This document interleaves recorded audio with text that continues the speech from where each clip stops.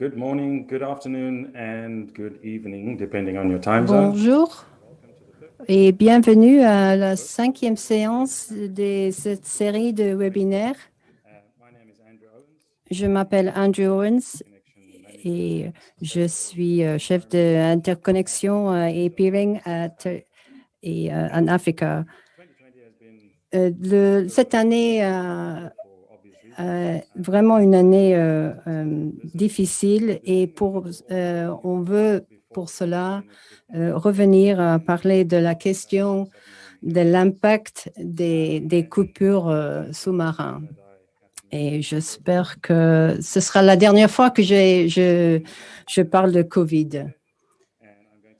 Je vais passer la parole maintenant pour les instructions pour le webinaire.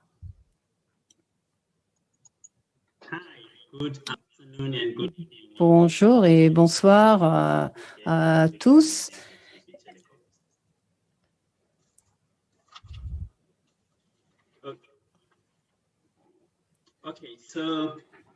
Alors, merci Andrew. Maintenant, cette année, oui, c'est une année difficile. Et je vous félicite tous d'avoir maintenu en marche, en fonctionnement notre Internet.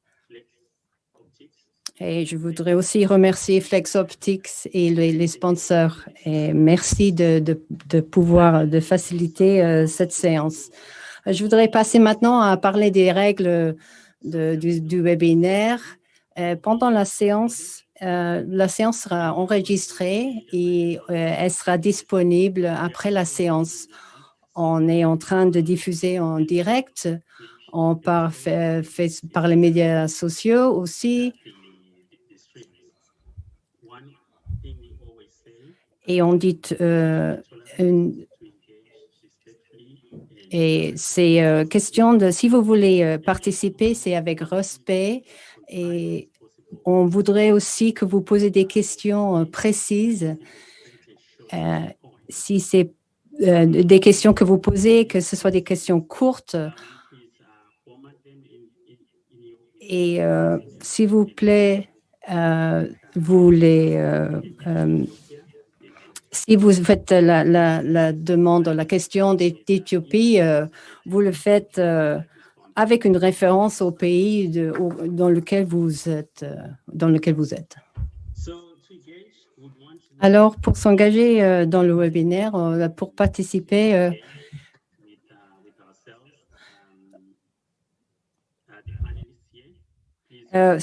si vous voulez poser des questions aux membres du panel, c'est notre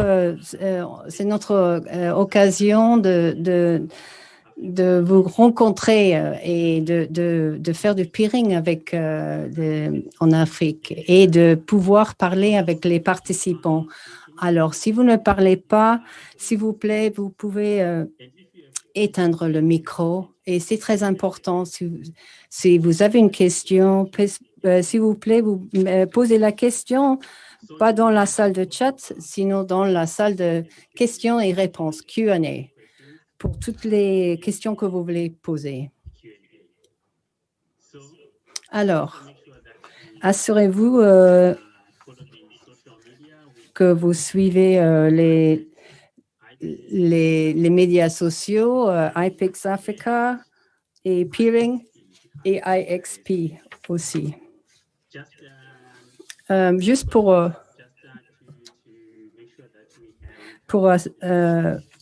couvrir toutes les langues. Oui, on vous offre en anglais. Il y a aussi la transmission en français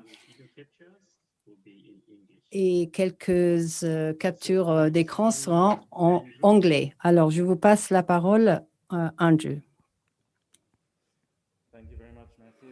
Merci, Mathieu. Et encore, je voudrais remercier les participants et les sponsors. Sans les sponsors, on n'aurait pas été possible. On va parler des câbles sous-marins aujourd'hui. Et lorsqu'on parle de l'Internet, on pense plutôt à des composants, les composants qui sont nécessaires pour opérer. Et on met l'accent normalement sur les points d'échange, le contenu, les centres de données, et on oublie, on ne prête pas assez d'attention à l'infrastructure sous-marine parce que ce n'est pas visible. Alors, on pense que tout fonctionne bien. Mais si on considère que l'année 2020 a été tellement difficile et entre janvier et avril, on a vu des interruptions pendant cette période avec un effet dévastateur à travers le continent. Comme j'ai fait mention auparavant, je ne voulais pas répéter la crise de cette année, mais les premières coupures en mois de janvier, que l'année ne pourrait pas être pire. Mais bien sûr, on connaît l'histoire de cette année. Alors, pourquoi ils arrivent, les coupures et comment les réparer? On va écouter à Clementine Fernando qui a travaillé. Il a été chef de station de terrestre et chef de projet aussi. Et alors, et aussi a travaillé avec les opérations de transmission. Alors, il va considérer le thème aujourd'hui des ruptures des câbles. Et ensuite, on passera à une session du panel avec une discussion sur les activités qui ont lieu pendant la perturbation. Alors, je vais laisser la parole à Clementino qui va partager son écran. Merci et bonjour.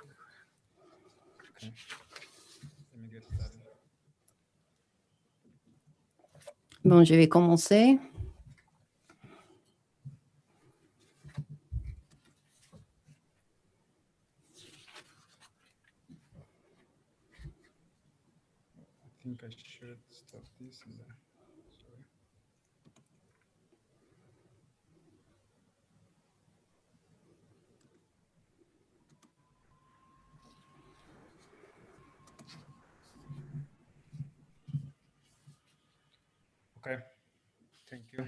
Merci.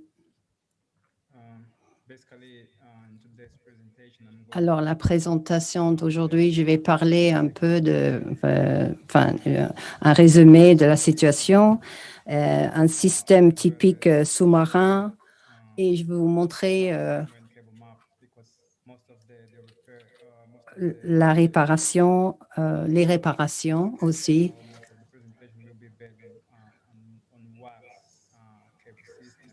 Et on va baser, on va considérer dans la plupart de la présentation la mobilisation et l'endroit de la panne et le rassemblement de l'information et de comment on va parler de l'épaisseur du câble.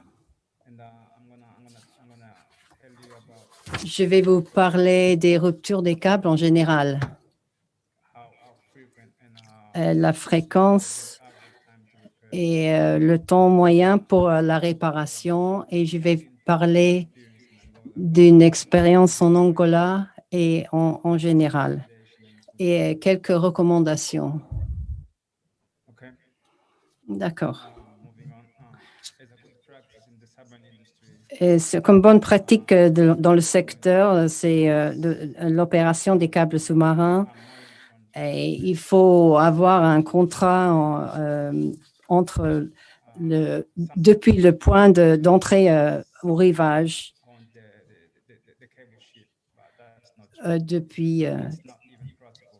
C'est même pas le protocole de l'avoir sur le navire, le câblier. La bonne pratique est d'avoir un contrat avec l'entreprise de réparation qui peut réparer le câble depuis le rivage. Je vais mettre l'accent sur la procédure du comité ICPC qui met l'accent sur une prise de conscience de la localisation des câbles et de la bonne pratique.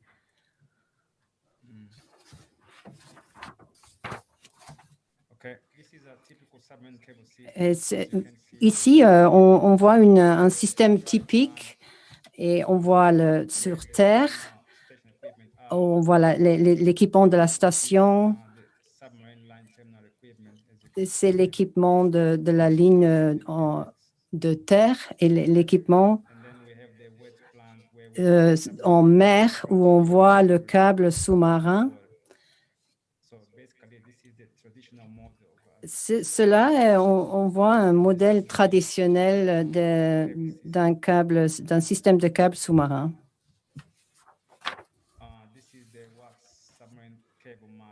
Alors ici, on voit la carte de Watts, le sous-marin. On voit les pays par lesquels le parcours du câble passe et on voit qu'il finit à Londres, qu'il termine à Londres. Alors, pendant cette session, je vais parler de l'appel au navire. Lorsqu'il y a un problème avec un câble, il faut déjà, on doit présenter une demande au câblier qui est responsable pour la réparation. On l'appelle dans ce secteur l'agent de garde qui doit gérer le processus. Alors, l'agent doit confirmer d'avoir reçu la demande et plus d'informations sur la situation du câble s'il est coupé ou seulement endommagé. Et les réparations sont très chères, alors il faut être très précise avec les instructions. Et avant que les ingénieurs de la station puissent se déployer.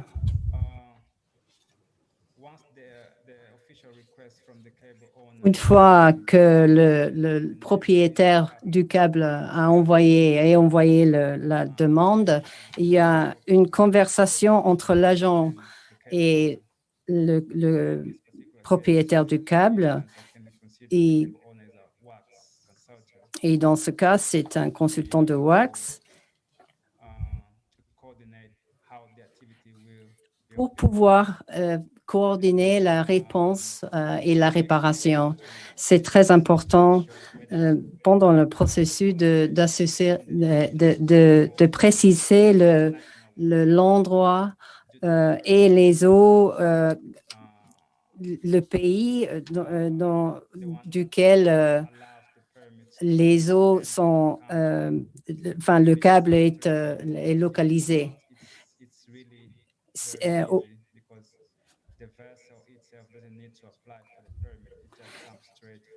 Oui, l'autorité vient directement des autorités du pays, oui, de l'endroit de la panne. Et ensuite, il faut développer un plan de réparation en plus d'une procédure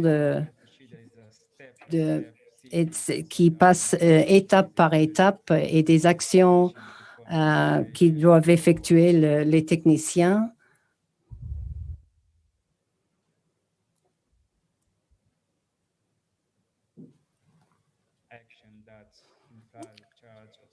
Désolé, coupure de son, interprète. Et ensuite,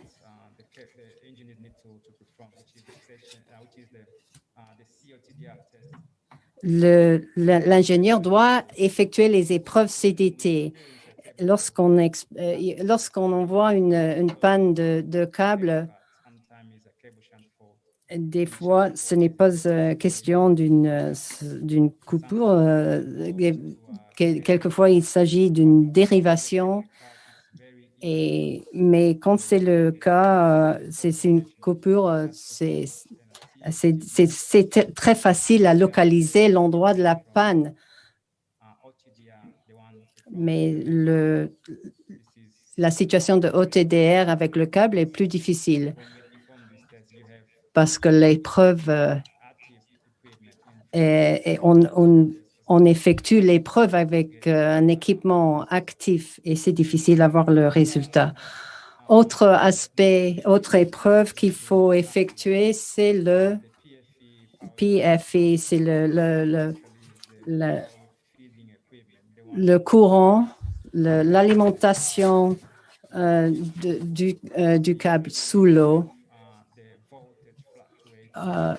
Normalement, s'il y a une panne, il y a une différence entre l'alimentation et on voit que c'est peut-être une panne du courant. Et depuis la station terrestre, il faut assurer qu'il n'y a pas de panne à la station terrestre. Lorsqu'on a effectué ces épreuves, on prépare un document qui s'appelle RPR et avec tous les détails et toutes les informations sur le plan de réparation en tant que distance, profondeur d'eau, profondeur. Et une fois qu'on connaît la distance, il faut informer, il faut présenter l'information au navire, au câblier, pour qu'il puisse préparer un plan pour se déplacer à l'endroit de la panne. Et ensuite, il y a une carte qui offre de l'information. Il faut savoir si c'est une zone de sable, de boue. Il faut savoir les conditions sous mer pour pouvoir effectuer la réparation. Quelques informations pertinentes que le câblier va demander pour localiser la panne, c'est normalement, il demande la profondeur du câble si c'est dans de l'eau peu profonde, à l'endroit de la panne. Si c'est une question d'une dérivation, il faut essayer ajuster, de régler le PFE. La distance entre les répéteurs aussi est importante. Si c'est question d'une dérivation, on en a déjà parlé de la dérivation. C'est très important de savoir la profondeur de l'eau.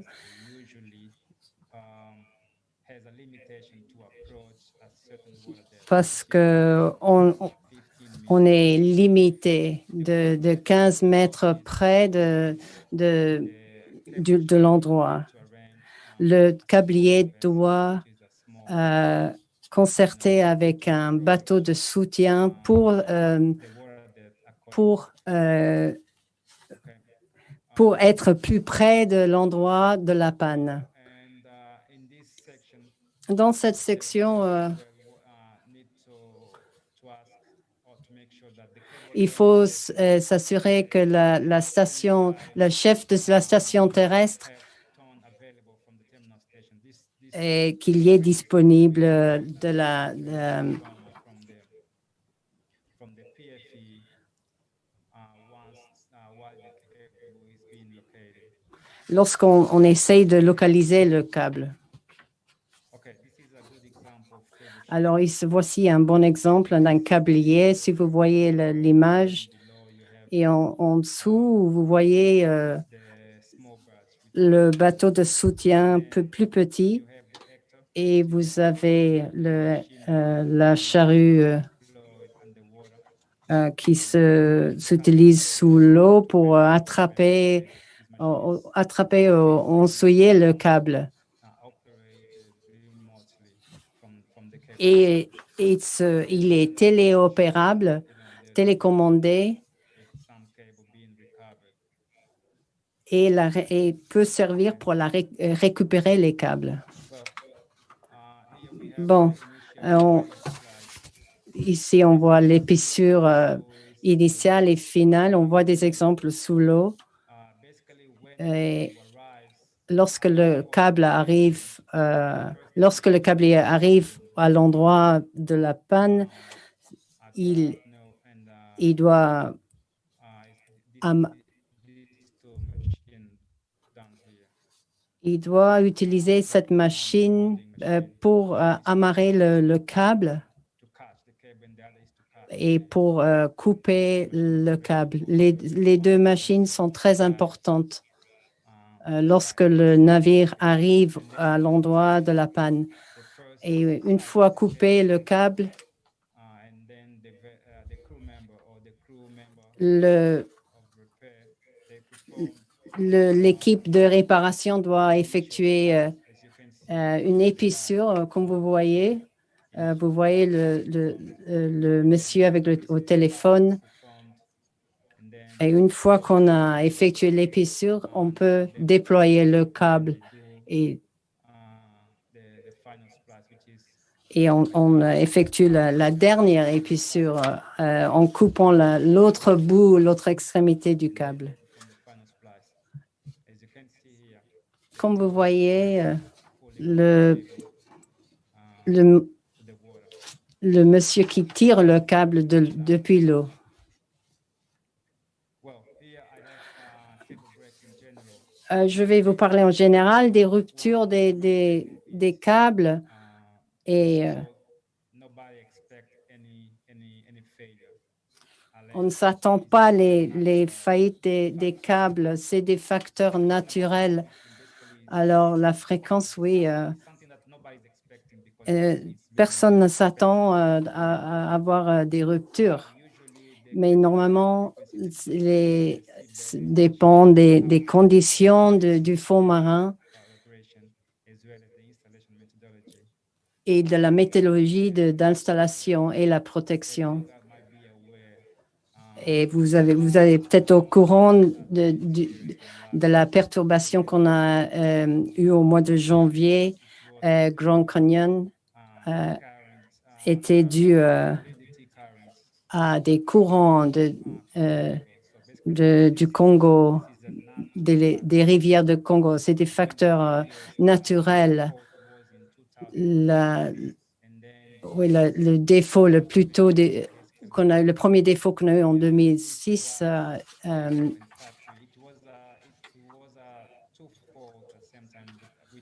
on a eu deux pannes en même temps. Et depuis l'installation de le troisième câble, ils n'ont jamais eu une panne. Surtout le câble qui provient d'Angola. Et on ne s'attendait pas à cela. Normalement, les causes principales, c'est des facteurs naturels, l'abrasion, le cyclone, les activités de pêche, l'ancrage, etc. Et le temps, il faut normalement, en moyenne, il dépend de la condition du câble et des conditions météorologiques, mais il faut peut-être 28 jours au moins selon la distance que le navire doit couvrir, s'il doit se déplacer d'un autre pays, from one position or where s'il doit se déplacer d'une position à... where the location is. Cela dépend de la location de l'endroit de la panne. Well, here I have some cable breaks in general continuation, basically. Oui, il y a des je vais parler de la méthodologie de protection. On a And then we have on- integrated pipe la partie jaune, la protection if it's a rock. pour les zones rocheuses. Si c'est sur un fond marin qui est plus sableux, So this is one of celle-ci représente une des méthodologies pour la protection des câbles sur le fond marin. Vous voyez le plongeur qui essaye de bouger le câble dans une zone rocheuse. usually when the cable is suspended, it doesn't matter if the cable is Si le câble est suspendu, il y a moins de besoin de protection, mais il y a toujours un danger de dommages et des coupures. talking about the impact. Well, Alors, lorsqu'on parle des impacts, typiquement, by increasing the latency depending on the cable c'est- in the case provoque une latence des services cable, it's usually affect the old communication.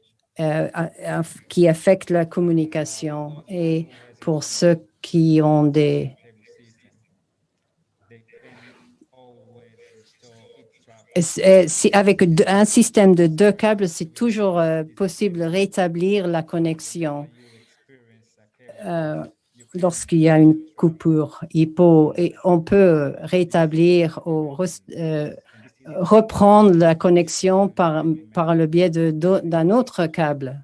and to buy a service. Okay, it's also impact on a system availability. Il y a aussi un impact sur le niveau de service aux clients parce que l'impact It take more than 20-25 days or even a month. L'impact, il faut 25 ou 28 jours pendant lesquels le service est impacté. Okay. For those who have replied to Pour ceux qui ont répondu, service, whenever they experience an outage, their traffic is immediately restored. le, And then we have le trafic se rétablit tout de suite et on peut utiliser l'autre câble dans ce processus. segment affected. S'il y a qu'un segment du câble, on peut effectuer une réparation. Si ce n'est pas possible, Depending on the cable system. la réparation dépend du système de câble.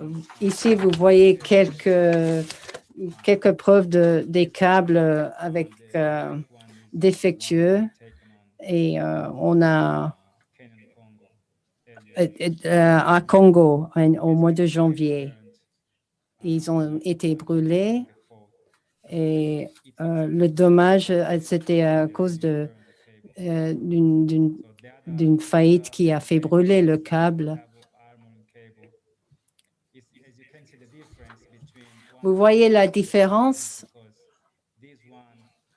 entre un câble qui est léger et qui s'installe dans les eaux profondes, qui n'a pas besoin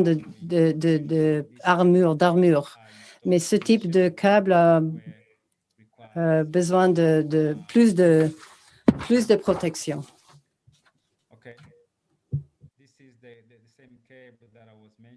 Voilà le câble que j'ai déjà mentionné, le câble blanc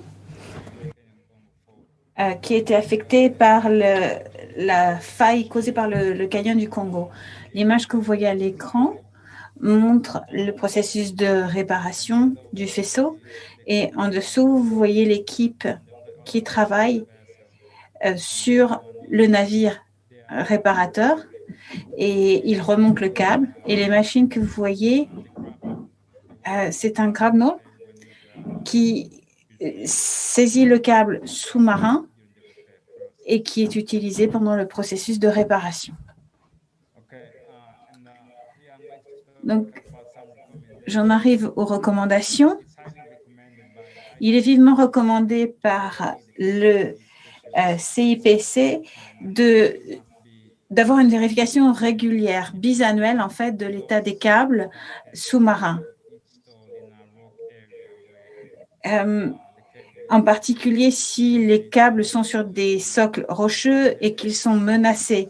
Il faut qu'il y ait des tests qui soient réalisés, probablement plus encore dans les zones à risque. Ce n'est pas la seule raison, bien sûr. Parfois, il y a des mouvements de bancs de sable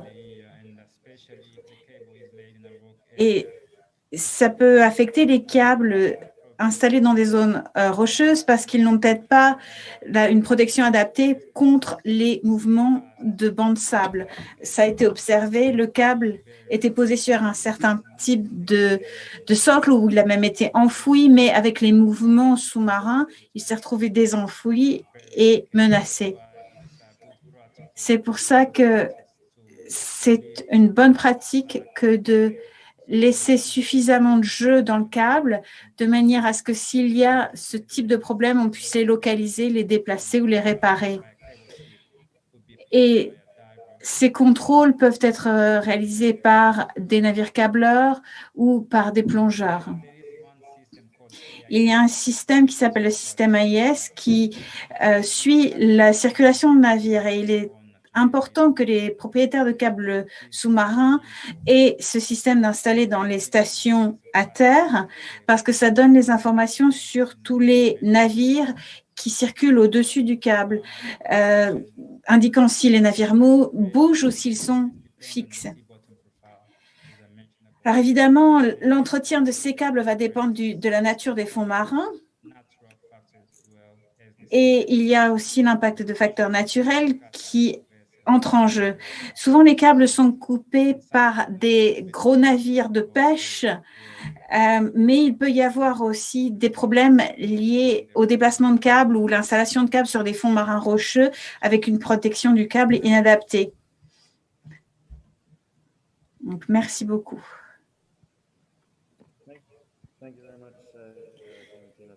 Merci beaucoup, Clémentino.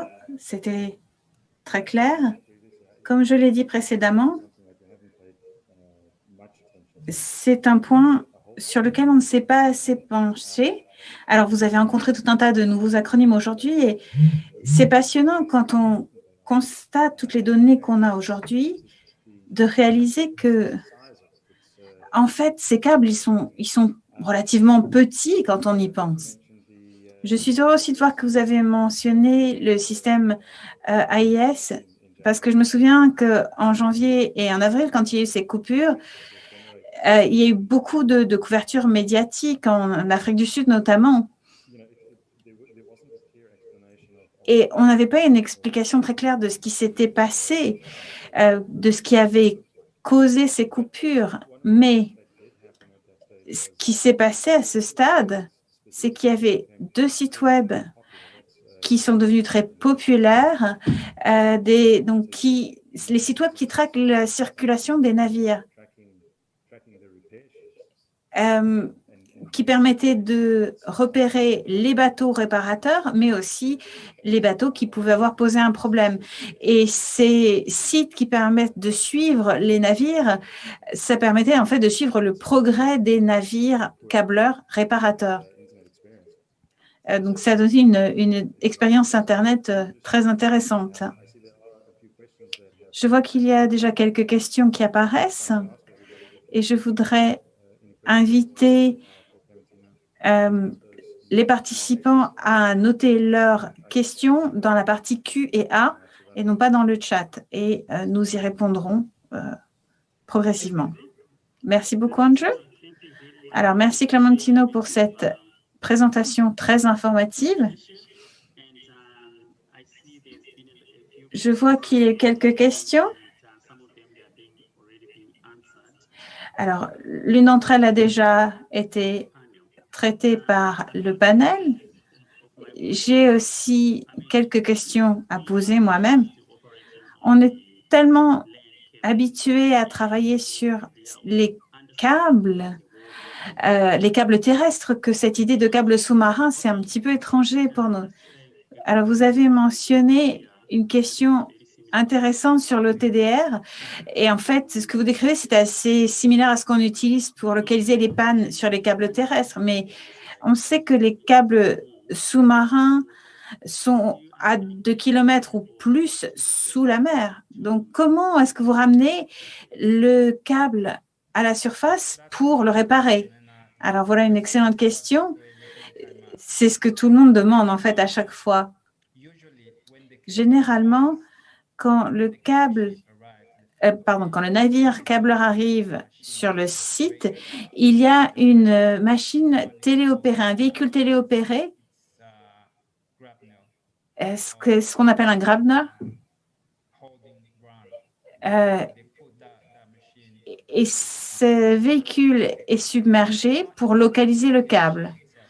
Mais il n'y a pas que cette machine qui localise le câble. Une fois que le site de la panne est localisé, il y a on utilise en fait une tonalité de fréquence envoyée par les ingénieurs à terre qui va jusqu'au point de la faille et du coup, le navire est guidé par cela. La tonalité, la fréquence de la tonalité permet de trouver où est la faute et la faille et c'est là que on submerge le véhicule téléopéré pour aller chercher le câble. Et l'épissage et la réparation sont effectués dans le navire. Une fois que la réparation est effectuée, alors le processus, c'est que le câble est placé sur les flotteurs sur l'eau et ensuite, un autre bout du câble est traité et localisé, réparé pour le remplacement. En fait, le tronçon de câble est ramené à la surface à 2 endroits, puis immergé progressivement. Merci, c'est passionnant. Et je vois qu'il y a d'autres questions. Alors, Fabrice demande comment on peut avoir une formation pour travailler sur les navires câbleurs. Comme je l'ai mentionné précédemment, nous ne sommes pas spécialistes de la réparation sous-marine, nous sommes spécialistes de l'entretien et de la maintenance des câbles. Mais il y a une entreprise spécialisée qui propose des formations spécifiquement pour les réparations en mer. Et ces formations sont mises à jour régulièrement pour que leurs ingénieurs soient très au point et qu'ils sachent quoi faire dans chaque condition pour une réparation. Donc, on n'est pas forcément formé spécifiquement pour travailler sur les câbles sous-marins. En fait, on travaille avec une entreprise spécialisée dans le traitement des câbles sous-marins. Ce n'est pas notre expertise. Alors, Clémentino pourrait peut-être indiquer les coordonnées pour cette formation. Parlons maintenant de la dimension économique de cela. Nous avons vu, d'après votre présentation, que vous ne possédez pas les navires qui procèdent à la réparation. Mais vous avez dit que ça peut prendre environ 28 jours pour faire réparer un câble, parce que les câbles peuvent être immergés très profondément. Alors, combien est-ce que ça coûte de faire réparer des câbles? Quelle somme parle-t-on? Eh bien, en moyenne, bon, ça va dépendre évidemment des circonstances, mais si le processus de réparation prend 28 jours, comme je l'ai signalé, ça peut coûter presque 1,5 million de dollars américains.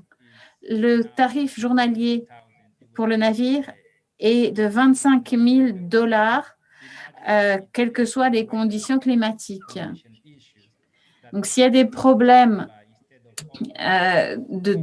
causés par les conditions climatiques, le navire doit rester en stand-by. Il ne peut pas réparer, mais il faut quand même payer pour le forfait journalier. Donc, ça peut affecter le coût des réparations, mais généralement, entre 1,5 et 2 millions de dollars américains. Je crois que 2 millions, c'est vraiment le coût le plus cher qu'on ait rencontré et ça représentait à peu près presque un mois de réparation pour le processus de réparation. Une autre question que tout le monde pourrait traiter, c'est plus lié au centre de données.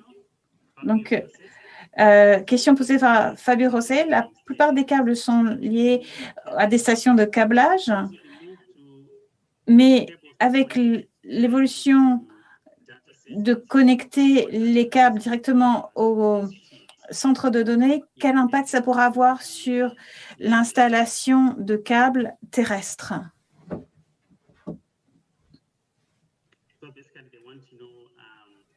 Matthew, can you please repeat the question, please? Mathieu, est-ce que vous pouvez répéter la question, s'il vous plaît?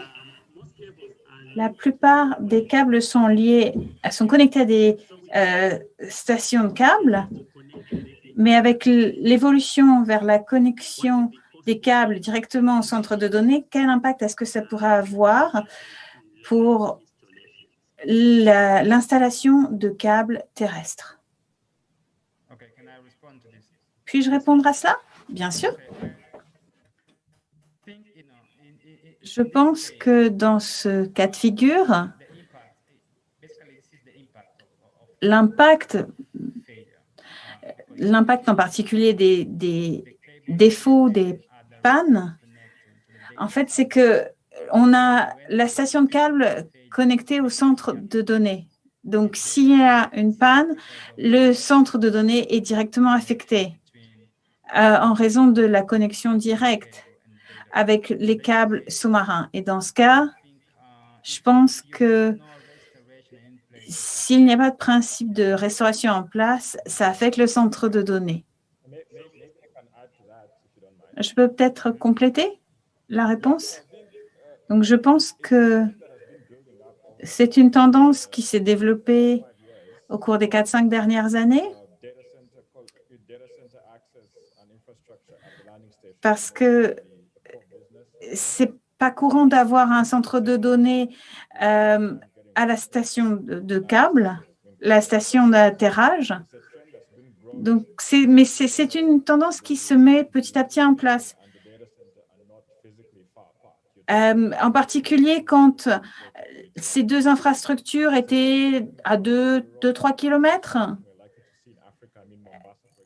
On voit par exemple à Mombasa, c'est un exemple, avec la station d'atterrage n'est pas loin du centre de données. Alors qu'en Afrique du Sud, on avait aussi une station d'atterrage pas loin d'un centre de données. Donc, on l'a vu aussi sur la côte ouest de l'Afrique, on n'est pas très loin de Cape Town. On voit un modèle similaire en Angola, au Rwanda. Donc, c'est une tendance en plein développement parce que la demande de connectivité se développe beaucoup plus vite que les opérateurs de stations câbles ne peuvent réagir.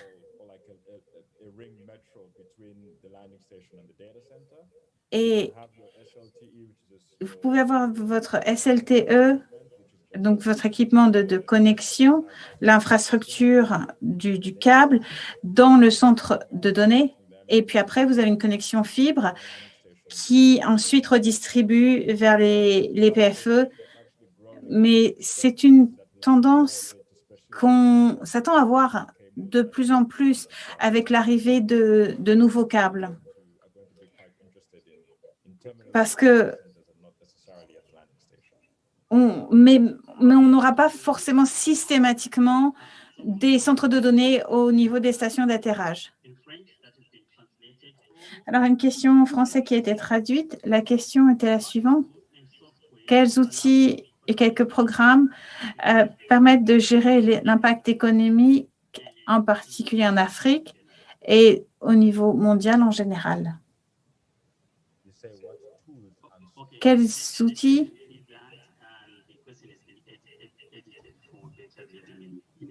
Donc, ça a été édité, je vais répéter. quels outils, quels programmes informatiques permettent d'évaluer le poids économique, le coût en quelque sorte de ces cas de figure pour l'Afrique en général. Est-ce qu'il y a des outils qui permettent d'évaluer l'impact économique? Eh bien, je ne suis pas conscient moi-même d'existence d'outils spécifiques. Je sais que même Axin travaille sur un outil de modélisation de l'impact des coupures de câbles sous-marins, mais je ne sais pas s'ils ont beaucoup avancé sur ce projet. Peut-être que quelqu'un a les informations. Je sais cependant que certains fournisseurs de contenu cherchaient à développer un programme de ce type, mais officiellement, je ne pense pas qu'il y ait d'outils officiels qui quantifient ou qui chiffrent l'impact de ces problèmes. Un certain nombre de structures comme BGP qui analysent Internet ont des outils qui permettent d'évaluer l'impact. Donc, ils publient des rapports d'impact quand il y a des problèmes, mais c'est concentré sur l'impact sur le trafic.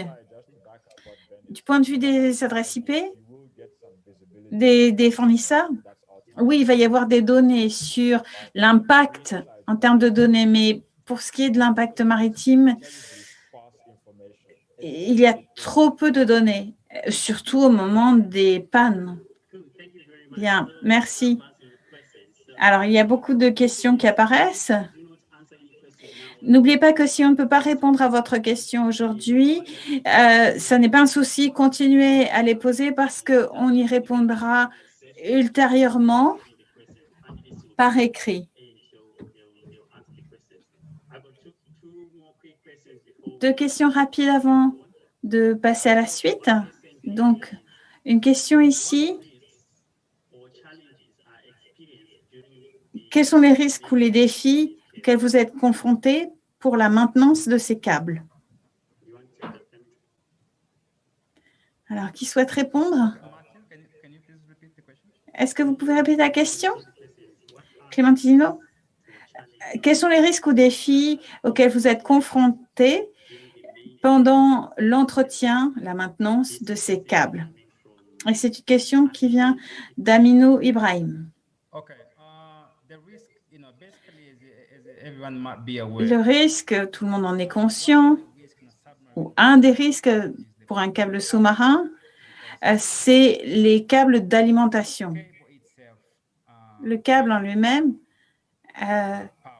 porte une charge électrique de haut voltage. Donc, quand vous faites ce travail de maintenance, il faut vraiment travailler avec l'équipe d'ingénieurs à terre pour éviter tout problème lié à cette question d'alimentation, à ce haut voltage. Et il faut du coup que l'alimentation électrique soit coupée pendant l'opération de réparation pour éviter les accidents. Donc, ils vont couper le courant jusqu'au premier répéteur. Et ça, c'est vraiment que dans le cas des EPO profondes. On a besoin d'avoir le courant que jusqu'au répéteur. Donc, le risque, évidemment, c'est l'électricité, le voltage élevé. D'où la nécessité d'avoir une coordination efficace avec la station à terre. Merci. Nous allons bientôt conclure cette partie avec une dernière question. C'est donc pour la question de Yolandi Robinson. Y a-t-il un moyen d'en apprendre plus sur le travail sur les câbles sous-marins et surtout leur localisation? C'est une question plus générique, je pense.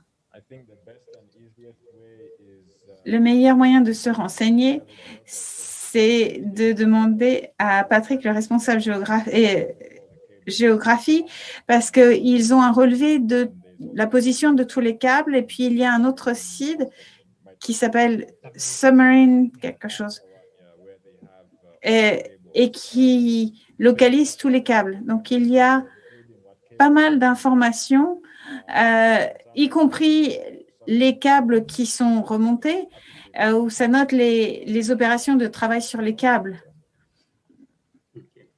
Et vous n'avez pas besoin de faire partie d'une entreprise de câble opérateur pour avoir ces infos.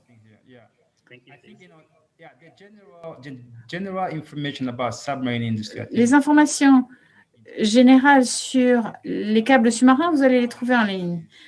Mais les détails quant au fonctionnement, comment les réparations sont faites, c'est plutôt des données industrielles. C'est une industrie assez fermée. Donc, vous devez vraiment appartenir à une entreprise qui se spécialise dans ce genre d'opération, une entreprise de télécom, une entreprise spécialisée dans l'entretien ou la pose des câbles sous-marins pour avoir accès à des données spécifiques. Je ne pense pas que ça soit publié à moins que vous n'apparteniez à ces entreprises. Merci bien, Clémentino. Ben et Marc, merci de vos contributions à cette conversation. Je me tourne maintenant vers Andrew.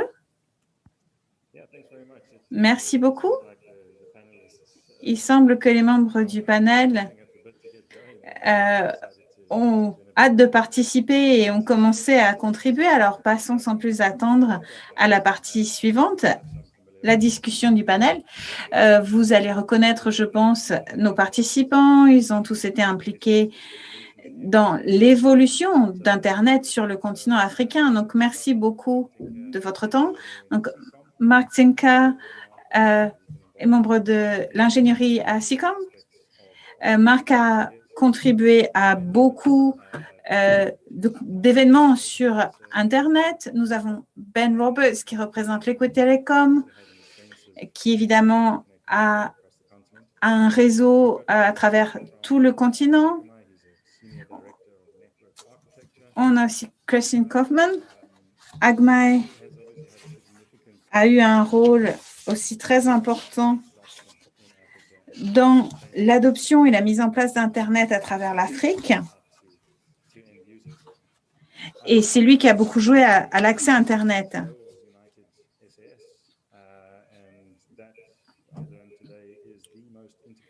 On a aussi le responsable du réseau principal de la République démocratique du Congo. Alors, on sait aussi que 2020 n'a pas fini de nous affecter. Il nous manque un collaborateur, mais un de ses collègues a accepté de couvrir les données que Patrick devait fournir. Il manquera l'accent et les blagues qui ont fait la réputation de Patrick, mais nous avons un porte-parole qui va le remplacer. Alors, pouvons-nous passer à la diapositive suivante? Merci bien. Merci à Patrick d'avoir préparé ces diapositives. Donc, je vais vous présenter les diapositives initialement prévues par Patrick et ça vous donnera un bon contexte pour cette discussion du panel. Alors, nous parlons des capacités internationales et nous voulons considérer les capacités internationales et la rapidité avec laquelle cela se développe, quand et comment c'est connecté. Alors, à partir de cette diapositive, vous pouvez voir que l'Afrique l'Afrique a une bande passante extrêmement importante en termes de connexion et la croissance communautaire annuelle pour l'Afrique est de 47%. Donc, entre 2016 et 2020,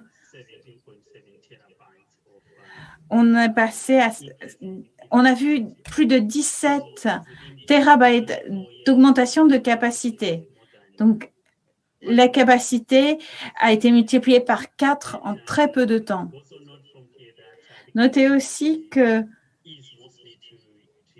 la connectivité est très axée vers l'Europe. En fait, 81% de la connectivité de l'Afrique est via l'Europe. Et l'Afrique dépend beaucoup du contenu de l'Europe pour le contenu. Donc, il y a un lien moindre vers les États-Unis. Andrew, c'est que on dirait presque qu'il y a 90% du trafic, grosso modo, qui vient d'Europe vers l'Afrique. Et c'est resté à 90%, 80% depuis longtemps. Mais si on regarde, par exemple, juste l'Afrique subsaharienne, on note que 66% de la bande passante internationale va vers l'Europe. Donc, l'Afrique subsaharienne n'est pas connectée que vers l'Europe.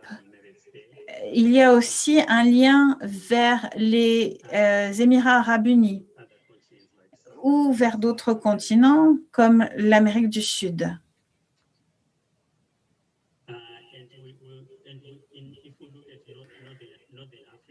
Et si on regarde l'Afrique du Nord, donc le Maroc, l'Algérie, etc., presque 100% de la capacité est connectée à l'Europe.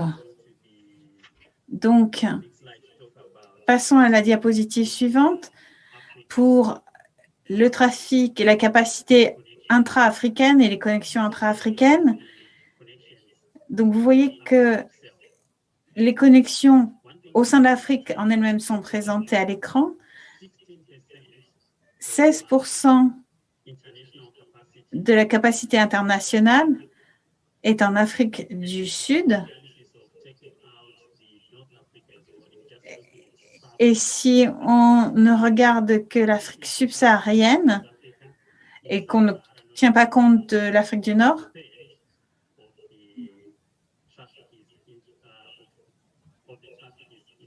on voit que, en fait, l'essentiel du trafic est intra-africain. Alors, il y a des hubs évidents. L'Afrique du Sud est clairement le principal. Puis, il y a le Nigeria qui joue un rôle important, ainsi que Kenya et Djibouti. Le Kenya et Djibouti jouent aussi un rôle important. Ce sont des hubs notables. Sur la diapositive suivante, on va pouvoir les câbles, la localisation des câbles. Il y a 64 systèmes de câblage au large de la côte africaine et plusieurs entre les pays africains et les autres, des câbles domestiques. On constate une chose intéressante, les câbles qui connectent les pays d'Afrique avec l'Europe.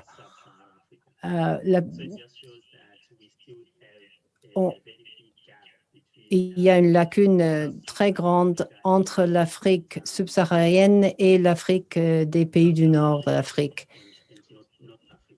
et entre l'Afrique du Sud. On a parlé aussi des extrémités des câbles et les stations d'atterrissement. L'analyse des stations d'atterrissement en Afrique, on constate 32 pays avec avec des côtes, mais uniquement moins de 3 stations d'atterrissement dans ces pays. Il y a plusieurs pays qui ont 5 ou 6 stations d'atterrissement. Au Nigeria, Kenya et Ghana, ils ont 5 ou 6 stations d'atterrissement. On souligne le fait que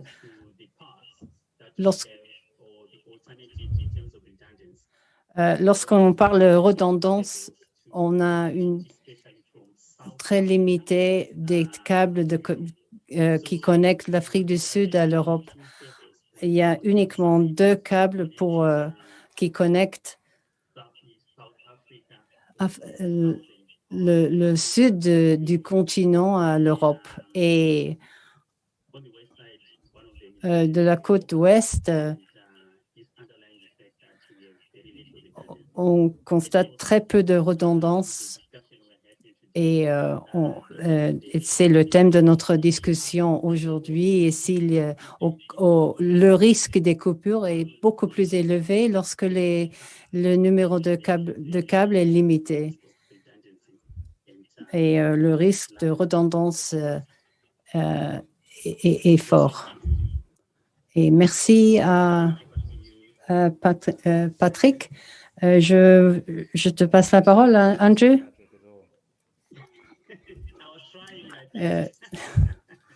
C'est pas la voix de Patrick. Moi, j'ai essayé. On va passer à poser une question sur l'écran. Si vous pouvez répondre à la question pendant qu'on attend le résultat. C'était très intéressant d'écouter les mots de Patrick. Juste le numéro de câbles actifs, c'est étonnant. 64 systèmes de câbles actifs en Afrique. Et l'autre point intéressant, c'est l'interaction, la connectivité entre les pays africains. Et on a parlé de ça pendant la discussion du panel. Et comme le peering et les d'autres composants, l'Afrique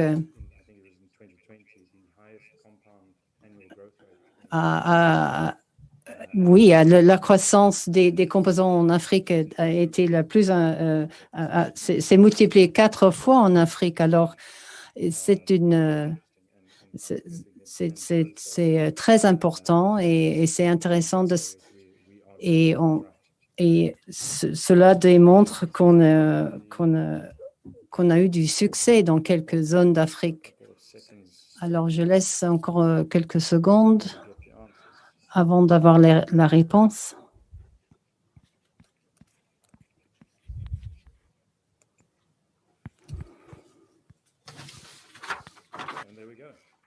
Alors là, les résultats. C'est intéressant de voir que la plupart des réponses ont vu un impact important. Alors, c'est sûr que selon la presse et les médias sociaux, je ne m'attendais pas à un autre résultat, mais au moins une personne a été complètement déconnectée et alors peut-être ils n'utilisent pas l'Internet. C'est des résultats intéressants. Alors, on passera maintenant avec les questions au panel, aux membres du panel. Alors, la première question, puisqu'on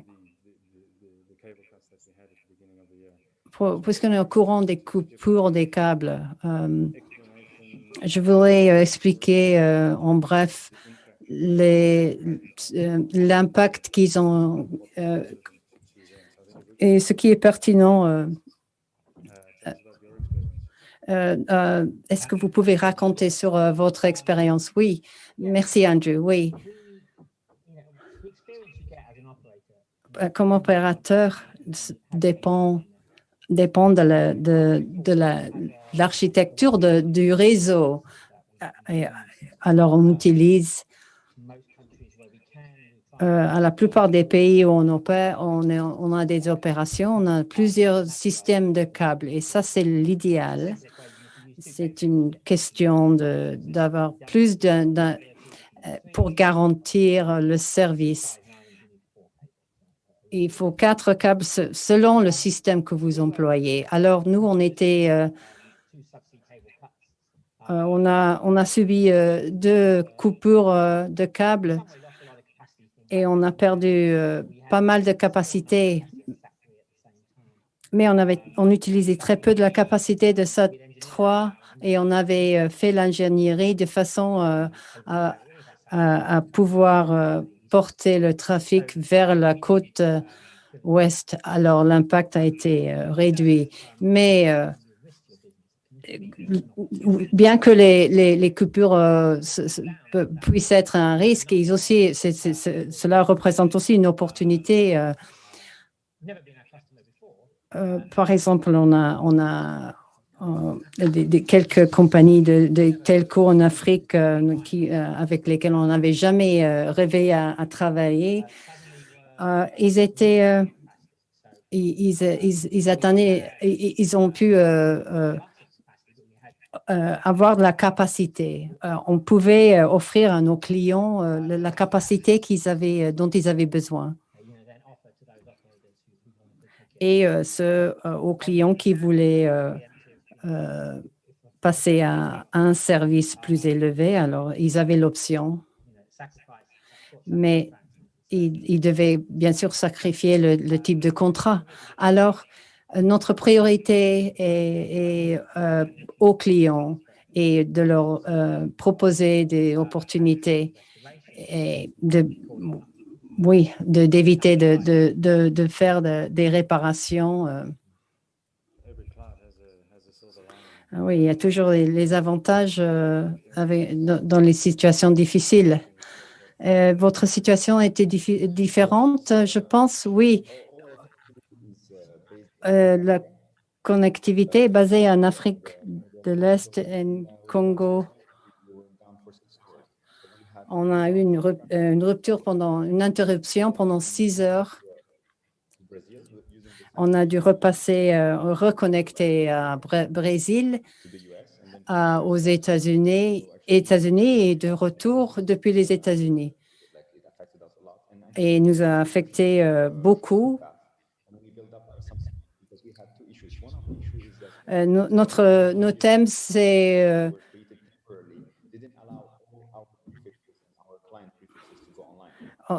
nous a pas permis les préfixes d'entrer en ligne des clients. Alors, la connectivité était affectée, mais on a utilisé les connecteurs européens et ils ont travaillé avec les filtres pour permettre et dans ce temps très court disponible, on a eu des difficultés et à cause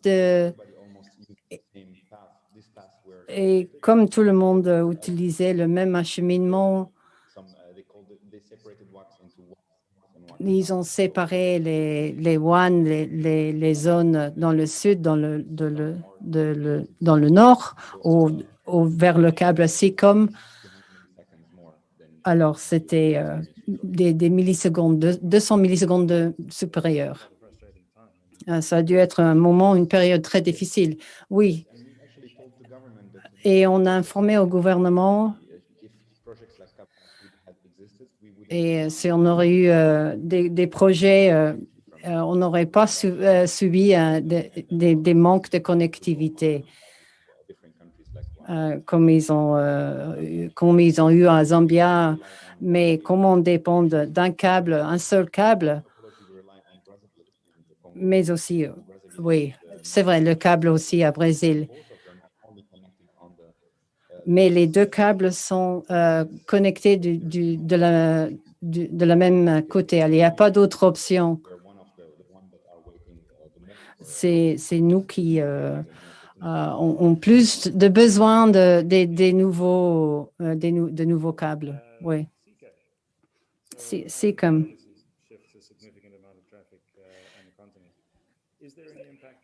Est-ce qu'il y a un impact sur le réseau? Est-ce qu'il y a un changement des, des, des, des groupements? Comment tu le vois de ta part? Lorsque vous m'avez invité à ce panel pour parler des coupures en Afrique, j'ai pensé rater ces coupures, je n'ai pas remarqué. Alors, et j'ai dû étudier un petit peu. Et personnellement, je n'ai rien vu. Je pense ça ne nous a pas affecté de façon importante. On a deux types de groupements et alors quelques-uns, oui, ils ont vu un service dégradé, mais ils n'ont pas, parce qu'ils n'ont pas mis les caches dans le service. Et on a peut-être réglé les paramètres pour améliorer le transit et ils ont peut-être des transits de toute façon en Afrique du Sud. Oui, on avait des fournisseurs de transit avec capacité suffisante. Alors, oui, un peu de latence, mais en général, si on passe par d'autres pays, il n'y avait pas de problème. De cette façon, je ne sais pas si je ferai autrement dans l'avenir, mais on a commencé à créer un câble et on est dans la troisième étape. Et quand j'y réfléchis, combien de fournisseurs de fibres est-ce que je voudrais pour l'avenir? Ici, j'en aurais besoin de plus. Maintenant, je pourrais peut-être reconsidérer cette question, mais pour le reste, tout bien, oui. Merci. Marc, évidemment, c'est comme au mois d'avril n'a pas été affecté. Et, on en parlait pendant un panel à New York lorsqu'il entre dans l'agence de Ferrari. Est-ce qu'il paye avec une valise pleine d'argent? Est-ce que la capacité est-ce qu'on a vu des mises à jour d'urgence? Oui, oui, beaucoup de demandes de rétablissement avec le transport oui, il y a des différentes demandes. La plupart des plus grands fournisseurs veulent rétablir le transport, surtout en Europe. Et c'est pas possible d'avoir des connexions traversées, des cross-connects en Europe. Et des fois, ça peut tarder 5 jours. On a peut-être, des fois, on a des facilités en Afrique qui provoquent qui provoque la nécessité d'avoir le rétablissement en Afrique. Je pense que c'est normal que les câbles qui tombent en panne, c'est question du moment, ça arrive toujours. Il faut toujours compter sur ça, mais il faut planifier les ruptures. Cette année, c'était Wax et Sastri. Ça pourrait être ceci comme c'est bien d'avoir les relations sur lesquelles on peut dépendre pour résoudre le problème. Alors, on passe à la question, la suivante.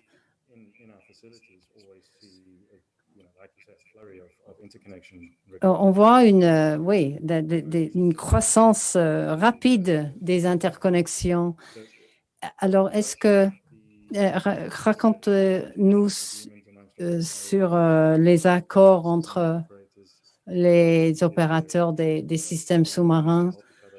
Est-ce qu'il y a une volonté de s'aider mutuellement? Oui. Lorsque les coupures arrivent, les normes changent. Et Marc et moi, et dans les équipes d'ingénieurs, on travaille dans des entreprises rivales, mais et je connais Dan Bedford aussi qui devait être là aujourd'hui, qui est un professionnel qui travaille dans une autre entreprise. Et je sais que une fois qu'on sort du travail, c'est notre relation et on est copains. Mais lorsque une situation de coupure de câble, ces copains deviennent la famille. Je dépends d'eux. Et si j'ai besoin d'aide et une conversation normale, ce serait est-ce que oui, j'ai besoin d'un budget pour ça ou cela. Est-ce que tu as de la capacité, Marc, par exemple, si c'est possible? Sinon, je passe à quelqu'un d'autre. Et on considère ce qui est possible à long et à court terme. Il n'y a pas besoin de signer des accords, des commandes. Et les autres opérateurs, oui, et dans les centres de données, on a besoin que vous fassiez un connect traversé. Mais le problème, c'est quand on arrive en Europe, je me rappelle d'un problème qu'on a eu en 2013 à Marseille et un ingénieur en France qui est parti en vacances et il revient que le mardi. C'est un continent avec des clients qui n'ont pas de service. Alors, mais oui, on fait ce qu'on peut pour s'aider mutuellement. Oui, pour répondre à l'autre question sur la capacité préaccordée, elle n'est pas toujours facile possible parce que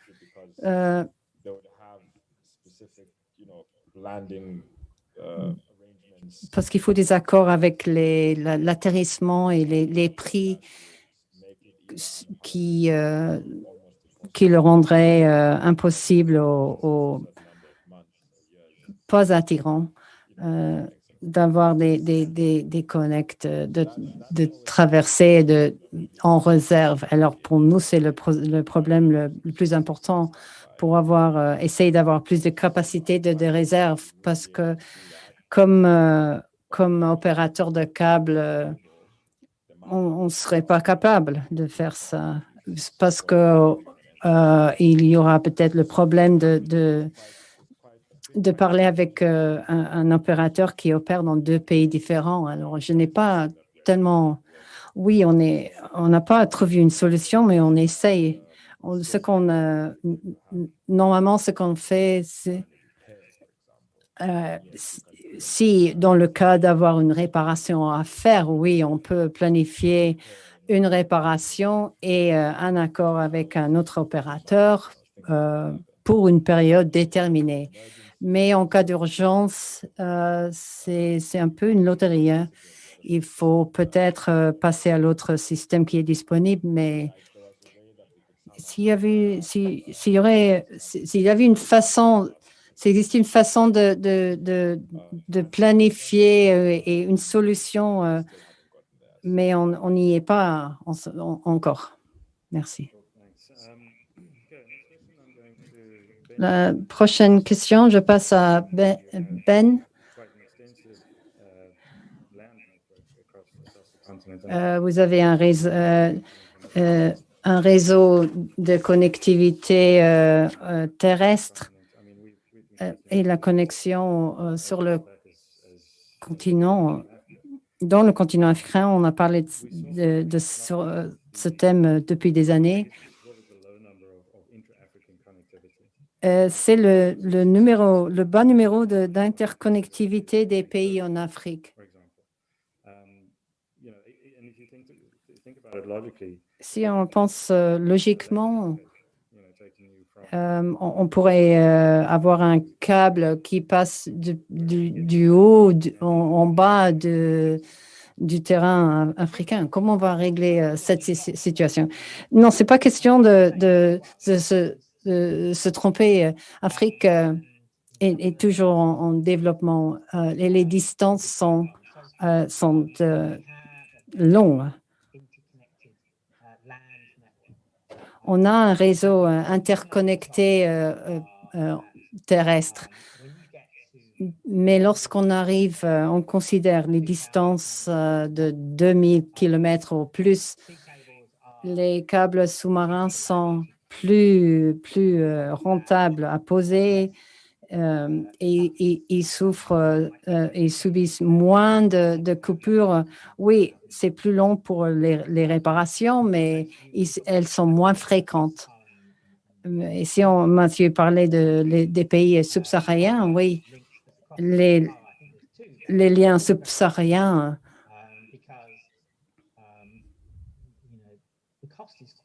les coûts sont élevés pour une capacité limitée. Si on passe par l'Égypte, par exemple, sur le système terrestre. Mais, oui, par exemple, l'Afrique du Sud, c'est un pays avec des stations terrestres très divers, de Durban au Cape Town. Mais en Afrique de l'Est, on a un câble de réserve. Alors, lorsque en Tanzanie, ils ont eu des coupures de l'Internet, on a pu passer par Nairobi pour rétablir le service, pour que Tanzanie reste en ligne. Rwanda, sans côte, partage sa capacité avec deux pays, avec Kenya, Mombasa. Somalia est un autre exemple de Nairobi à la frontière con Somalie. Mais le service a été suspendu totalement parce qu'on a pu utiliser qu'un câble lorsqu'il y a eu des problèmes avec des réparations très longues. Et depuis Kenya, même s'ils ont moins de capacité, ils peuvent maintenir les caches en ligne. Ils peuvent utiliser la capacité pour maintenir les caches en ligne et maintenir le service. Et ça peut faire une différence très grande. On a fait un lien fibre optique de l'Est à l'Ouest. Et on a l'Internet qui passe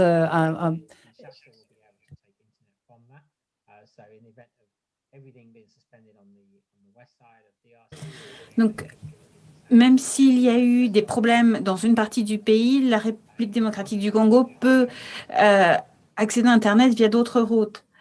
Alors, le prix par kilomètre va varier, évidemment, mais il y a des solutions.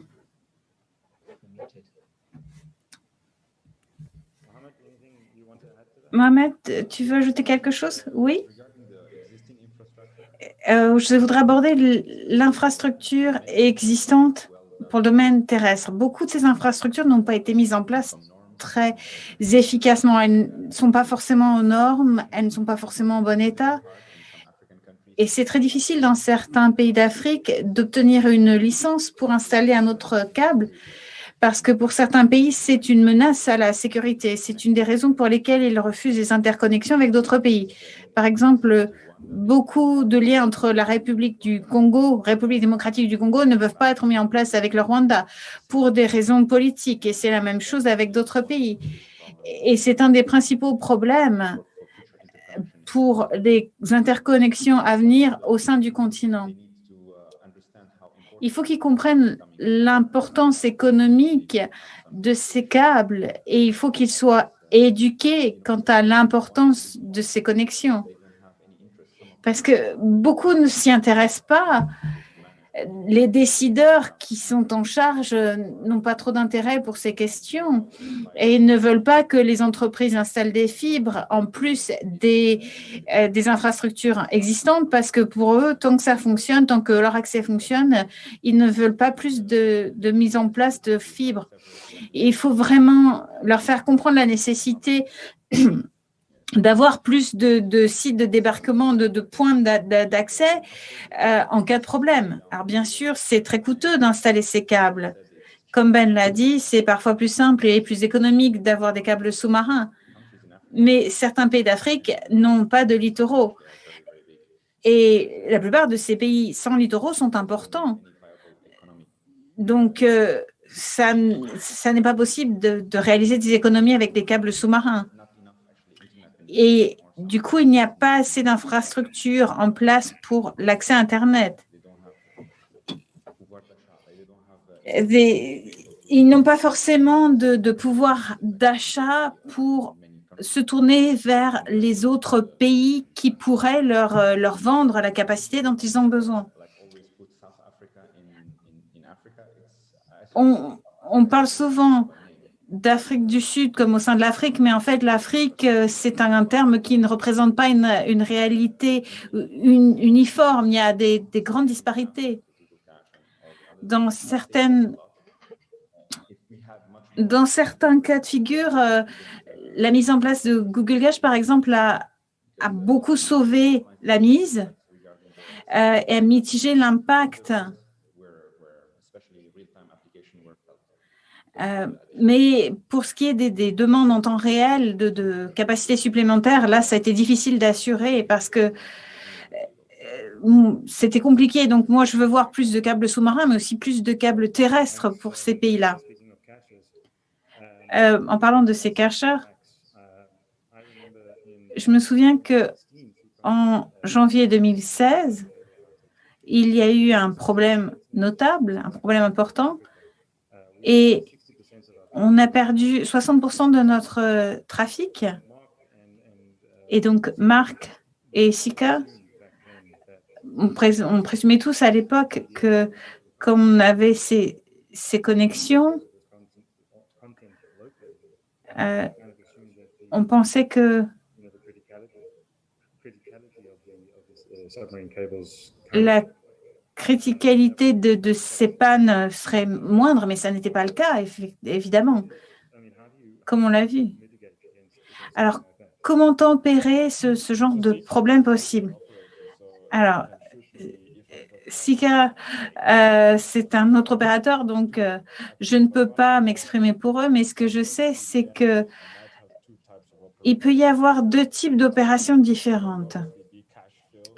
Donc, il y a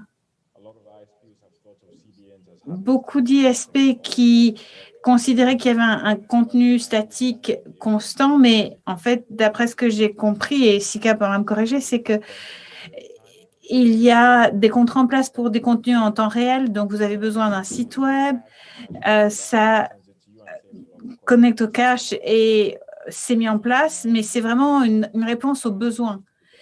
Et une fois que le contrat a expiré, ça n'est plus disponible.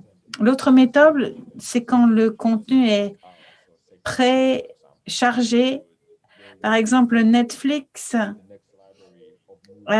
ils vont remplir une bibliothèque temporaire en fait de films et du coup, il y a une banque de données et de contenu en quelque sorte accessible et stocké qui peut assurer en cas de coupure de câble.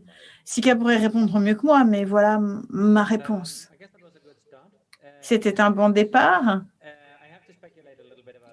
Je vais devoir spéculer pour ce qui est de nos amis Netflix, mais de manière générale, c'est que, en fait, on stocke le contenu. Il y a deux aspects. D'abord, il faut voir combien de temps nos clients veulent qu'on garde le contenu, qu'on stocke le contenu et si ce contenu est dynamique. Et une fois que ce contenu est expiré, il peut y avoir besoin de contenu additionnel, donc il faut qu'on aille chercher ce contenu. La majorité de cela revient à l'Europe, aux États-Unis, où il y a une hiérarchie pour ce stockage de données, mais généralement, ça quitte le continent, le pays. Donc, s'il y a un problème de connectivité, eh bien, du coup, on n'a pas accès à ces volumes, ce contenu stocké. Donc, il faut un minimum de connectivité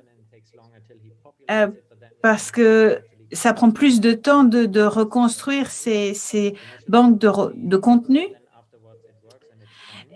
Mais bon, une fois que c'est mis en place, même si ça marche lentement, ça marche. Mais si on perd la connectivité avec ces stocks de contenu ou que c'est très difficile d'accéder à ces contenus, alors il faut qu'on ferme parce que si ça ne fonctionne pas bien, c'est problématique. Donc, dans ce cas de figure, quand le service est trop mauvais, on reroute la clientèle africaine vers l'Europe. Et du coup, il y a plus de pression sur les câbles sous-marins puisqu'il y a un reroutage sur ces routes-là, ces routes sous-marines, vers l'Europe.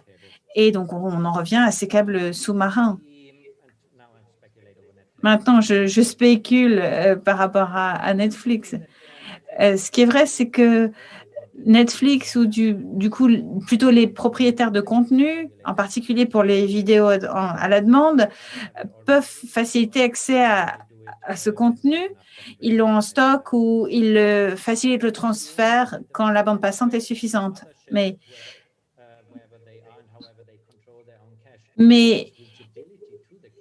si les dirigeants, enfin les coordinateurs n'ont plus accès à cette banque de contenu, par exemple avec tous les films, si on ne peut pas s'y connecter, là, ça devient très compliqué parce que du coup, il faut rerouter les utilisateurs sur un autre chemin et du coup, les problèmes de connectivité nécessitent un accès détourné, y compris pour le contenu déjà stocké quelque part. Et du coup, on en revient toujours à ces câbles sous-marins. Donc, je pense que ces banques de contenu sont pratiques, mais le service peut être sérieusement dégradé et on risque de perdre ce contenu. Et donc, du coup, c'est pire qu'avant parce que du coup, il y a une augmentation de la pression sur les besoins sur les câbles sous-marins. Donc, on est presque à la fin de la session. Donc, je voudrais amener un dernier commentaire.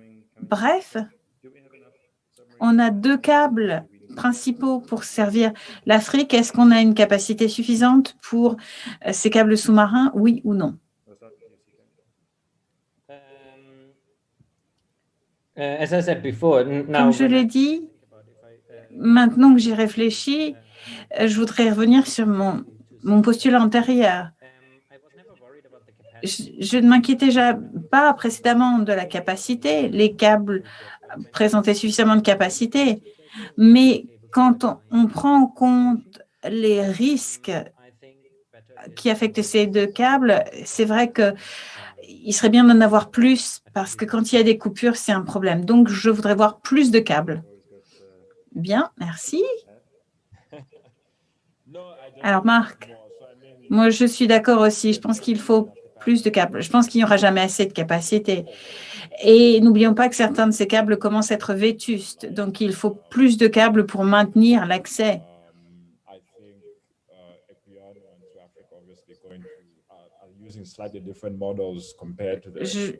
il y a différents modèles, notamment sur la connexion au centre de données. Donc, on va voir une évolution et un changement peut-être d'intérêt pour les différentes routes. Et je ne parle pas du modèle du Kenya, de Nigeria ou de l'Afrique du Sud ici, mais de nouveaux modèles. Donc, je pense que oui, il faut plus de câbles. De notre point de vue, on voit un déplacement de la demande et il y a moins de demandes intercontinentales et plus de demandes intracontinentales, donc plutôt au sein des pays ou avec les pays voisins que vers l'Asie ou l'Europe, donc vers la Tanzanie, vers l'Ouganda par exemple. Et je pense que pour l'avenir, ça va être là que beaucoup de croissance va s'observer. Je ne pense pas qu'on va avoir une croissance aussi importante que ce qu'on a vu entre l'Afrique et l'Europe. Je pense que ce sera plus pour les fournisseurs de contenu, mais d'un point de vue d'opérateur, je pense qu'on va voir plus d'opportunités sous-marines entre pays africains. Mohamed, vous voulez ajouter quelque chose sur cette question? Yes, actually, sorry because I was reading some of. Excusez-moi, je regardais quelques questions qui étaient très intéressantes en même temps. Donc, je vous ai perdu un petit peu. Quelle était la question? Est-ce qu'on a assez de capacités sous-marines en Afrique? Je pense que oui. Si vous regardez le pourcentage activé sur le système WACS, on n'atteint que 10% de ce qui est activé. Et quand on voit ce qui est activé pour la République démocratique du Congo, ça n'est qu'1% de la capacité à laquelle on pourrait avoir accès via le système WACS. Donc, pour les 3 premières années, les câbles terrestres ne pouvaient de toute façon gérer que 10 gigas. Donc, c'était vraiment un problème.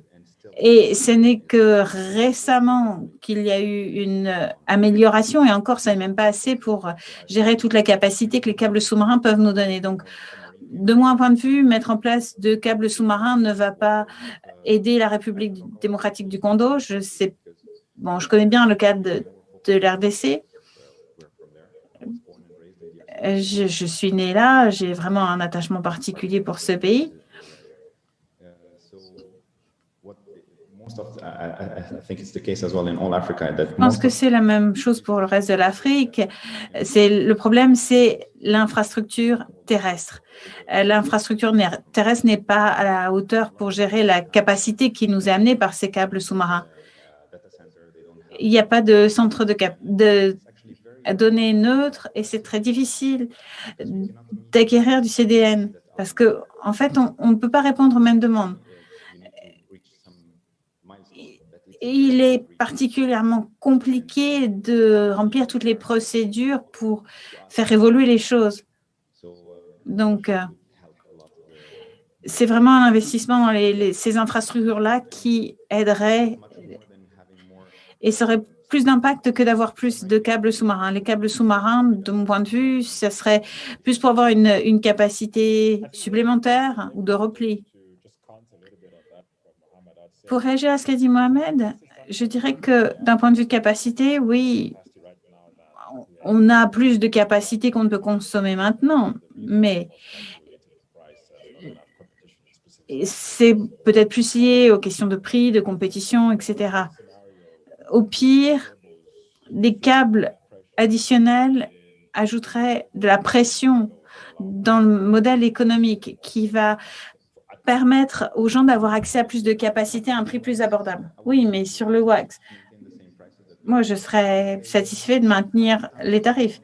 On paye 3-4 fois plus pour les derniers 5 à 600 kilomètres que ce qu'on paye pour les milliers de kilomètres du câble sous-marin. Donc, le problème pour nous, il reste avec le câblage terrestre. Parce que ça ne va rien changer si on n'a pas des meilleurs câbles, s'il y a plus de capacités qui viennent des câbles sous-marins. Il faut qu'il y ait un meilleur accès pour qu'il y ait plus de demandes. Kinshasa a 17 millions de personnes. Ils ont 20 gigas. J'ai 10% de cette capacité à la maison. C'est pas normal.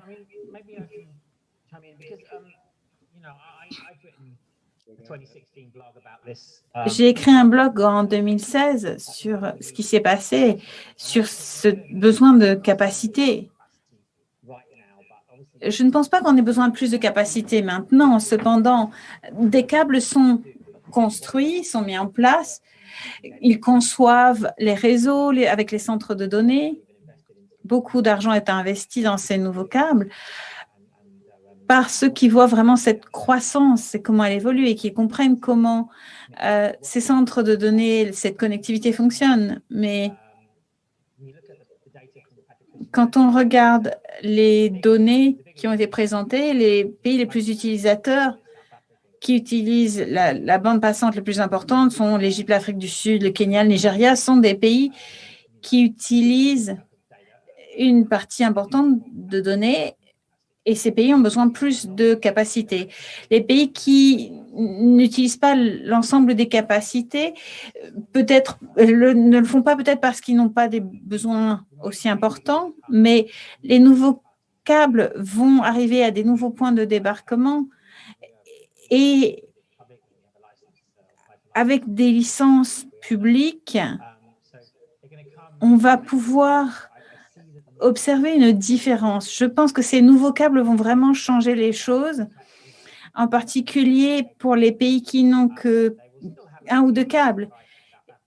Ça va avoir un impact limité sur l'Afrique du Sud qui est déjà bien connectée, mais pour d'autres pays où il y a beaucoup moins d'accès, beaucoup moins de points de débarquement et donc du coup plus de contrôle sur les prix puisqu'il y a peu de concurrence. Là, je pense que ça va faire une différence importante. Ça n'est pas juste la capacité utilisée qui est à considérer, ce sont les bénéfices. Donc, je ne veux pas surestimer les bénéfices économiques, mais je pense qu'ils vont quand même être importants. Alors, il y a eu des rapports américains qui sont un peu fantaisistes et qui manquent d'emprise avec la réalité, mais je pense quand même que l'impact sera notable. Et les prix vont baisser. Bon, ça ne va pas être une révolution. Et c'est ce dernier mile, ce dernier kilomètre est nécessaire pour vraiment changer les choses. Et il faut plus de 4G, plus de 5G, plus de fréquences disponibles. En tant qu'opérateur, on ne peut pas consommer la capacité.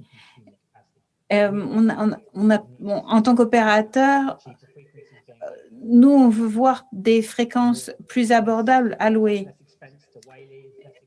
Moins de dépenses, moins de frais. Et c'est là qu'on veut voir le changement. Merci bien.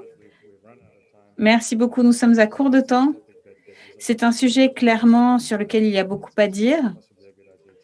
Et il était clairement intéressant d'avoir cette réunion. Merci de vos contributions. Ça a vraiment été passionnant. Je voudrais maintenant remercier nos sponsors.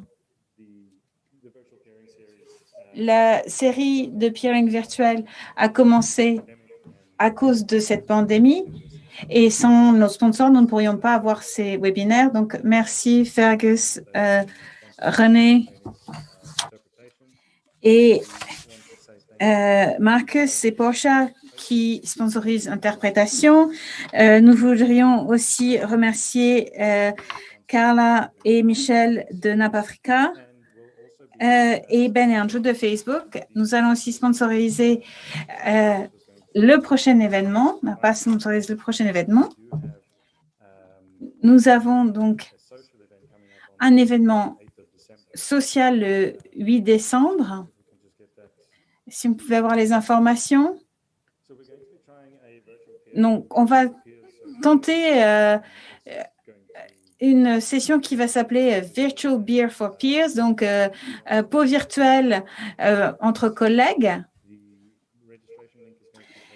Le lien pour s'inscrire sera posté dans le chat maintenant, mais vous pouvez sinon scanner le code QR à l'écran et que ça vous amènera directement à la page où vous inscrire. Et ça sera aussi disponible sur le site web de l'AFPIF. Et il y aura aussi des sessions en 2021. Il y a eu beaucoup d'intérêt pour les sessions à venir. Et il y a eu beaucoup de participation, beaucoup de personnes qui sont présentes, qui posent des questions. Donc, on va continuer avec ces sessions. Donc, il y aura une session en février 2021 et ça considérera les franchises par rapport aux structures locales. Donc, on va regarder les différents modèles pour la construction de plateformes d'échange Internet et qu'est-ce qui est le plus pertinent selon les circonstances. Et voilà la conclusion pour notre part. Je vais maintenant donner la parole à la personne qui gère le Virtual Peering Persona.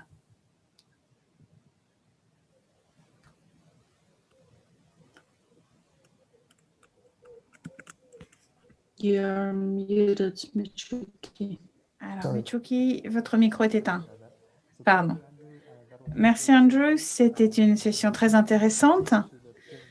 Bienvenue à la session de Peering Personal. Alors, on n'en a pas beaucoup, donc on va rapidement les présenter. Donc, la première est le premier Carl Spencer pour UXP. Merci, Michuki. J'espère que vous pouvez m'entendre. Je suis connectée via mon portable. Nous sommes à l'Ouganda, en Ouganda. Donc, vous avez les données à l'écran. Nous avons 29 accès. Nous avons un marché très interconnecté pour délivrer du contenu au gouvernement, pour l'éducation, etc. Donc, il y a aussi beaucoup de recherche académique. Nous sommes un écosystème multilatéral et bilatéral. Ça nous intéresse également. Donc, si ça vous intéresse, contactez-nous. Contactez-nous. Les coordonnées sont sur le site web. Merci, Carl. Alors, Angola Cable.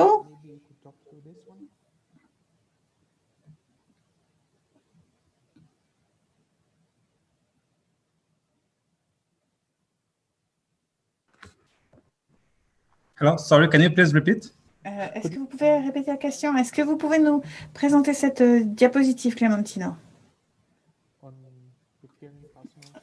C'est dans le cadre du Peering Personals. On m'a dit que c'est vous qui le présenteriez. Je suis désolée, je ne reçois pas la question. Il s'agit juste de présenter la diapositive qui est à l'écran pour le peering. Est-ce que vous pouvez voir la diapositive? Oui.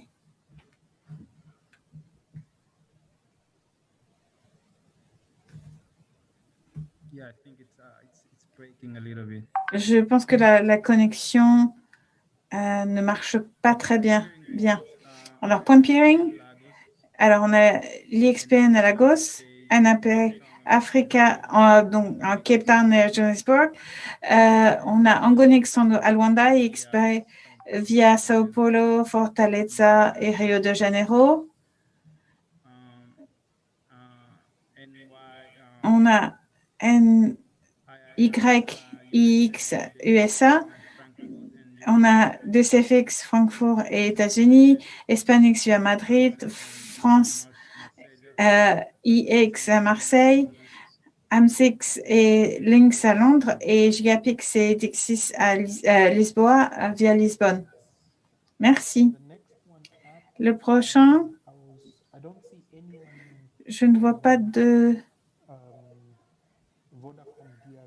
Je ne vois personne représentant Vodacom DFC, mais s'il y a quelqu'un de Vodacom DFC, je vous donnerai la permission. En attendant, Benjamin, est-ce que vous pouvez présenter le suivant? Si vous pouvez revenir. Alors, je doute que la politique de peering pour le Congo soit ouverte, j'en doute beaucoup. Je fais du peering avec Kinix, mais de manière indirecte. Donc, je doute que ça soit ouvert. Et Kinix n'est pas vraiment ouvert. Il pose beaucoup de questions. C'est très motivé politiquement. Il peut y avoir du coup des blocages de nature politique pour les autres XP. Bien. On peut avoir un suivi avec vous et mettre à jour les données. Donc, normalement, le marché devrait être plus ouvert qu'il ne l'est. Aujourd'hui, il n'est pas très ouvert. De manière générale, pas que pour les échanges. Certains des opérateurs utilisent la situation pour contrôler certaines parts du marché, même si Internet est censé être ouvert. Alors, passons à Ike. Merci.